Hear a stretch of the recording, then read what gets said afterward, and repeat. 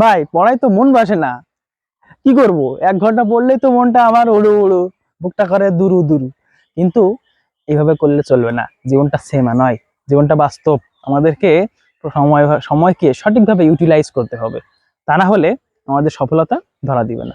এখন প্রশ্ন হলো ভাই, কিভাবে একাগ্রতা ধরে রাখবো? পড়ায় তো মনই বসে না, 1 ঘন্টা পড়লে তো আর পড়ার টেবিলে বসতে ইচ্ছে করে না। তাদের সাথে বলবো, সবার আগে প্রশ্ন করব, আপনি কি অ্যান্ড্রয়েড ফোন ইউজ করেন? যদি অ্যান্ড্রয়েড ফোন ইউজ করে থাকেন, সর্বপ্রথম আপনি আপনার অ্যান্ড্রয়েড ফোনটিকে নিয়ে তালাবদ্ধ করুন।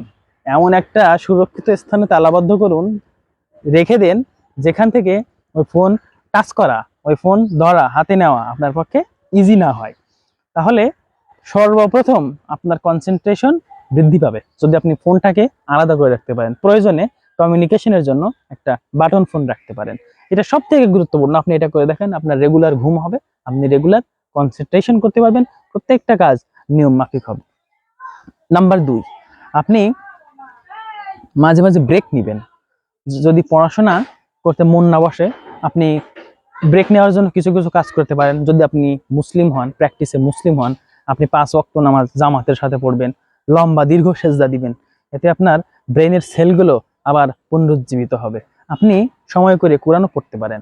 এভাবে আপনার মনোযোগ কিন্তু পূর্বের তুলনায় অনেক বেশি বৃদ্ধি পাবে। 3 নাম্বার, আপনি সময় বুঝে পড়াশোনা করবেন। অর্থাৎ সব সময় কিন্তু এক সাবজেক্ট পড়তে ভালো লাগে না, আপনি সাবজেক্টগুলো কন্টিনিউয়াসলি চেঞ্জ করে পড়বেন। আপনি 2 ঘন্টা বাংলা পড়তে পারেন, 2 ঘন্টা ইংলিশ পড়তে পারেন, 1 ঘন্টা ম্যাথ করতে পারেন, বাকি সময়টা অন্য কিছু পড়তে পারেন। 1 ঘন্টা সাহিত্য বা রাজনীতি বিষয়ক বই পড়তে পারেন, 1 ঘন্টা রাখলেন পত্রিকা পড়ার জন্য। এভাবে যখন আপনি আপনার সময়টা ভাগ করে নেবেন, তখন আপনার ব্রেইন ন্যাচারালি এক জায়গা থেকে আর এক জায়গায় সুইচ করবে। তখন এটাতে আপনার মনোযোগ ধরে রাখা আরো ইজি হবে।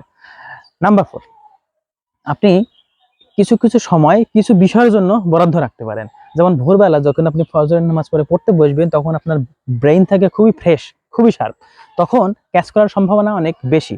তখন আপনি আপনার কঠিন যে বিষয়গুলো আছে, কিংবা যে বিষয়গুলো আপনি দ্রুত ইমপ্রুভ করতে চান, যেমন ইংলিশ, এই বিষয়টা দিয়ে পড়াশোনা শুরু করবেন। কিছু কিছু সময় দেখবেন আমাদের একটু হালকা ঘুম আসে, আমরা যেন একটু ঝিমিয়ে যাই। ওই সময় আপনি ধরবেন ম্যাথ। ওই সময় যখন আপনি ম্যাথ করা শুরু করবেন, তখন আপনার মস্তিষ্ক কাজ করা শুরু করবে। তার মস্তিষ্ক যখন কাজ করা শুরু করবে, তখন আপনার থেকে ঘুম পালিয়ে যাবে।